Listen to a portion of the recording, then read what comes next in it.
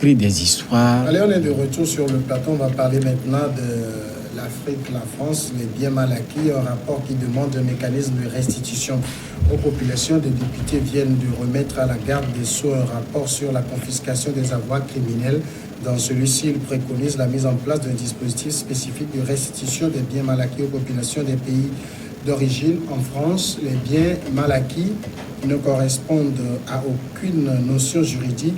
À ce jour, en cas de confiscation, des mécanismes généraux de restitution existent, mais ils sont insatisfaisants et même choquants dans les dossiers de biens mal acquis, soulignent les rapporteurs, car concrètement, ces dispositifs supposent que l'État spolié demande la restitution. Or, il arrive que le maintien au pouvoir des dirigeants mis en cause ou leur proximité avec les instances gouvernantes entrave la capacité ou la volonté de l'État d'engager cette démarche, pointe le rapport.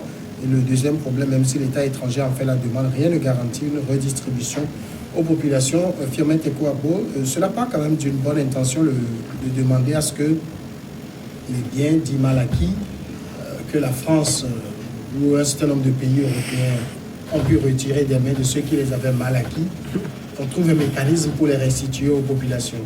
Ouais.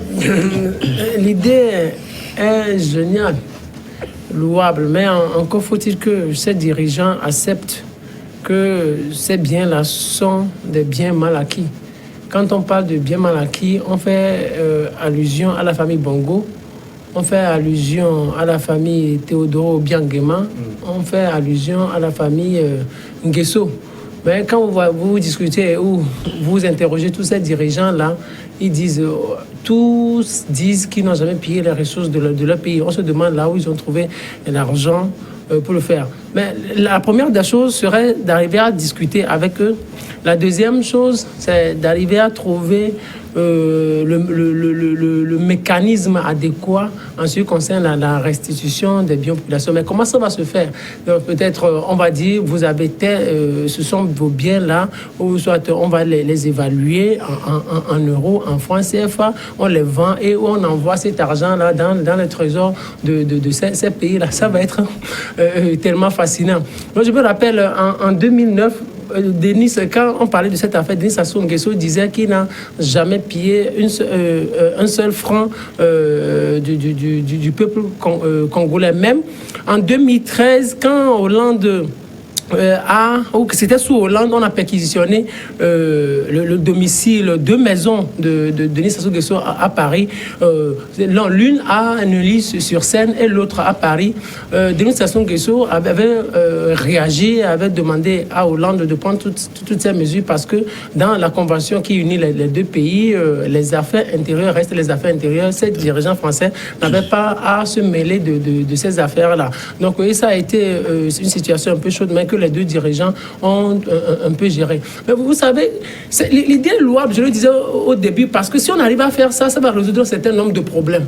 Vous imaginez, je m'amusais un peu à trouver la liste des dirigeants africains les plus riches en 2017. À l'époque, j'avais trouvé, le premier, c'était José Eduardo Santos, le Congolais, qui avait 31 milliards de dollars. Sur ses comptes en Europe, en Suisse et dans les paradis fiscaux. Le deuxième, c'était le roi Mohamed VI avec 5 milliards de dollars. Le troisième, Obiang Nguema, 600 millions de dollars. Le cinquième, c'était Ali Bongo, 275 milliards de dollars. Et tout le clan Bongo avait une fortune qui montait jusqu'à 1 milliard de dollars. Le président Zimbabwe, qui n'est plus, avait 1 milliard occupait la 10e place. Si on pouvait trouver un mécanisme pour que une partie de ces sous-là puisse revenir dans les trésors nationaux, je pense que le problème des Africains ou les problèmes des Africains, les problèmes sociaux, d'infrastructure, les problèmes économiques à l'être ou seraient un peu résolus. Du moment où il y a des routes à encore construire, il y a des écoles à construire, des centres de santé à construire, des entreprises à construire, ces sous-là vont servir à toutes ces choses-là. Ali Legrand, la définition qu'ont ces pays de biens mal acquis, c'est pas la même chose que les dirigeants ont ici. Eux, ils estiment avoir régulièrement acquis ces biens. Oui, c'est là toute la complexité de la stratégie qui est en train d'être mise en place pour pouvoir restituer, entre guillemets, comme l'État français le dit, ou bien les politiques français le disent, les biens qui sont acquis d'une manière illicite dans les pays africains par les chefs d'État africains qui étaient aux affaires des criminels. D'abord, je dis que, en fait, si aujourd'hui l'Agence française de développement va être sollicitée de sorte à trouver des projets bancables, bien adaptés aux besoins des pays africains, de sorte que ces sous, ces grosses sommes que les dirigeants africains ont déposées dans les banques européennes puissent servir à financer de tels projets, comme Firmin vient de le dire, il va falloir associer de bout en bout. Le moment venu, les dirigeants africains dont on estime que les biens qu'ils ont dans les banques européennes sont vraiment des biens mal acquis. C'est une question de dialogue. Parce qu'autrement, ça risque de créer un autre problème. Parce que vous savez, quelqu'un dit après Dieu, le vrai pouvoir, c'est l'argent entre les humains. Et le monsieur, si tant qu'il a les moyens, alors là, il peut créer d'autres sources de tension dans son pays d'origine qu'il a eu à gouverner pendant un certain nombre d'années. Et quoi qu'il arrive, même si au moment où ils étaient aux affaires, les gens avaient faim, ils risquent de créer d'autres problèmes qui puissent davantage faire du mal.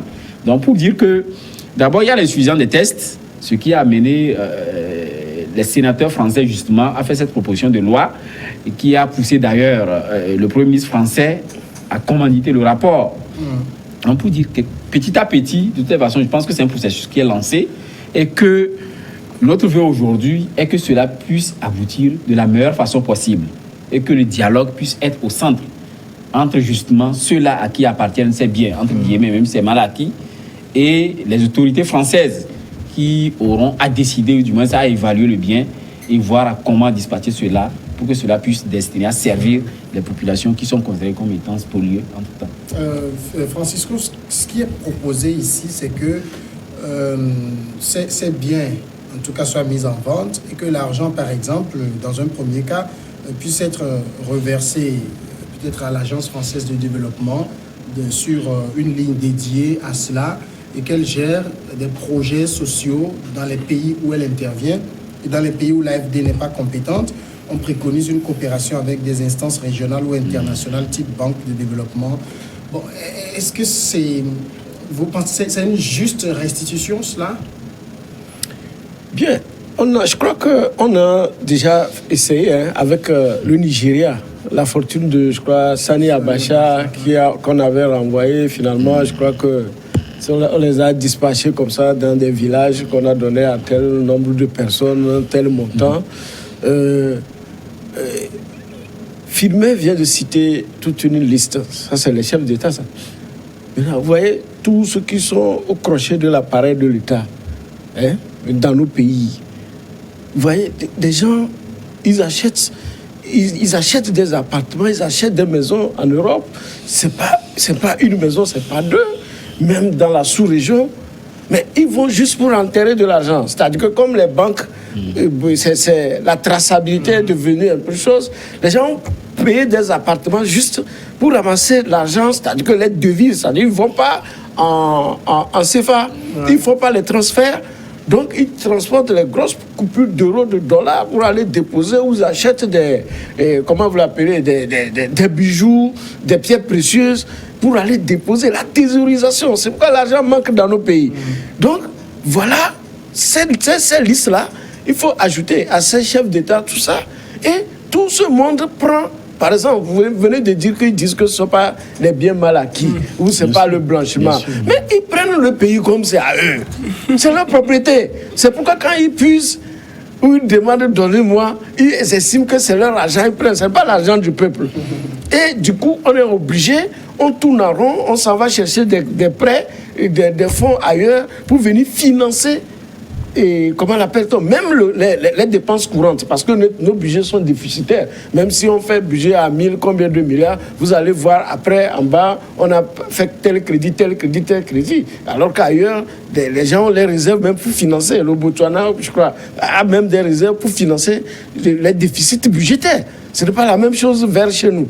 Bon, maintenant, le mécanisme proposé Dites-moi, quel est le projet que ces institutions de développement ont une fois entrepris dans nos pays et qui ont abouti à des résultats concrets. Je prends par exemple le 4e lac.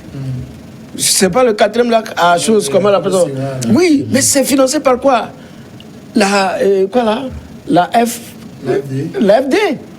Mais quand ils finançaient, quand ils faisaient les travaux, même la presse a dit que ce que vous êtes en train de faire, ça ne va pas aboutir, ça ne va pas résoudre le problème de l'inondation dans la zone. Ils se sont entêtés, ils ont débloqué des millions, même milliards. On en est où? Et vous voyez, on va prendre l'argent là encore pour remettre à ces fonctionnaires. Donc, aujourd'hui, c'est ça. Les Blancs quittent chez eux. Et comme le sous-sol devient difficile à exploiter parce qu'il y a le terrorisme, maintenant, ils vont se retourner contre les fortunes que nos dirigeants leurs collabos ont détourné pour aller déposer dans leur banque. Ils vont maintenant se ruer là-dessus. Ça va marcher parce que vous allez voir l'AFD, tout ça là, ce n'est pas nous, hein. C'est eux qui viennent s'installer, c'est les petits secrétaires seulement, on trouve qu'ils sont des nationaux et ils vont financer ces projets, bon voilà, qui n'ont pas de portée. Je pense qu'on dit quelque chose d'important. Généralement, ce qu'on dit de ces genres d'institutions AFD par exemple, ils viennent, ils disent on veut vous aider sur tel projet et l'expert ou les experts qu'on commet, ils bouffent peut-être la moitié du financement parce que vous devez les payer. Bon, après, ça ne vous rapporte plus rien. Un peu comme on met cet argent du mal acquis, on veut reverser aux populations, mais ça revient. Oui. C'est comme le cycle de l'eau. Oui, ça revient à la France. Moi, je me demande si la France nous aide honnêtement ou si les pays occidentaux aident honnêtement l'Afrique. Et la plupart, regardez, quand vous allez peut-être au consulat de France, c'est un petit exemple. Il y a quelqu'un qui s'est amusé un jour à faire un peu ce que la France peut gagner avec les visas, les demandes de visa. Peut-être sur 10 demandes de visa ou si 20 demandes de visa, peut-être il y a 2 ou 5 qui sont acceptées. Mais vous versez une certaine somme. Quand vous calculez cette somme, c'est des milliards par an en Afrique. C'est des milliards par an. Moi, je pense que c'est avec ces milliards même qu'on injecte dans l'AFD, ou c'est ces milliards qu'on injecte dans l'AFD et qu'on finance, on essaie de financer un peu le projet. Moi, entre-temps, on a fait beaucoup de tournées avec l'ambassade de France, avec l'ambassade des États-Unis à l'intérieur, mais on se demande, après bon nombre d'années, que deviennent ces projets-là? Quand ils se disent, on va construire des écoles, on va construire ceci, tout ça là, mais qu'est-ce que ça rapporte réellement là, aux populations? Moi, je pense que c'est de petites communications, ça sert juste à faire de grande communication pour la France, pour que la France rayonne de partout dans le monde. Mais au finish, ça n'aide pas fondamentalement. Maintenant, quand ces sénateurs ou ces autorités françaises disent qu'il faut rapatrier ceci, ou il faut trouver des mécanismes pour restituer ces sous-là, vous êtes sûr que ça pourrait marcher dans la mesure où les appartements qui sont en France, mais on paie des taxes, on paie des impôts dessus. Mais quand on rapatrie ça devient un manque à gagner pour la République française. Est-ce que c'est possible? Est-ce qu'ils peuvent accepter? Parce que ça va être un manque, ça va être un creux dans le trésor français. Moi, je ne pense pas que ça puisse marcher. Peut-être ceux-là qui le font, le jour où ils seront véritablement au pouvoir, où ils auront la machine du pouvoir en main, ça va, et qui manqueront de sous pour payer peut-être les retraités français ou les gilets, régler le problème des gilets jaunes. Je pense que cette histoire-là, on va mettre ça sur le tableau. Mais je m'amuse encore un peu, si vous permettez. Je m'amuse un peu encore à vous lister un peu en 2 secondes la fortune de Denis Sassou Nguesso à l'extérieur, pas en Europe. C'était les Panama Papers qui révélaient ça. Banco privé d'Andorre, 825 millions d'euros pour Denis Sassou Nguesso. Ces sous sont dispatchés, tous sont répartis dans une dizaine de banques à l'extérieur. Deuxième chose, JISC Bank, 400 millions d'euros. La troisième banque, EFG Bank, Gibraltar, 150 millions d'euros. Et quand vous suivez la liste, 600 millions d'euros. Et cet homme dit qu'il n'a jamais volé de francs, qu'il n'a jamais... Mais on se demande où est-ce qu'il a trouvé cet argent. Il est au pouvoir depuis 25 ans. C'est là où je voulais il a trouvé cet argent-là où? Mais vous savez ce qui est passionnant. Bon, en fait, je voudrais dire que de toute façon, la procédure, elle est louable. Cette stratégie des Français pour dire qu'il va falloir restituer ces fonds-là, quelles que soient les pertes des pays africains, je crois que lorsque le mécanisme juridiquement sera mis en place, c'est aussi en même temps une mesure de dissuasion de ces chefs d'État qui sont des criminels, qui pillent les pays. Pas seulement les chefs d'État. Parce qu'arrivé à un moment, c'est une question de cycle de génération. Il y a les enfants, les ceux qui sociétés viendront, d'État, tout parce ça. que les mentalités changent au jour le jour, de sorte que ça va donner forcément quelque chose.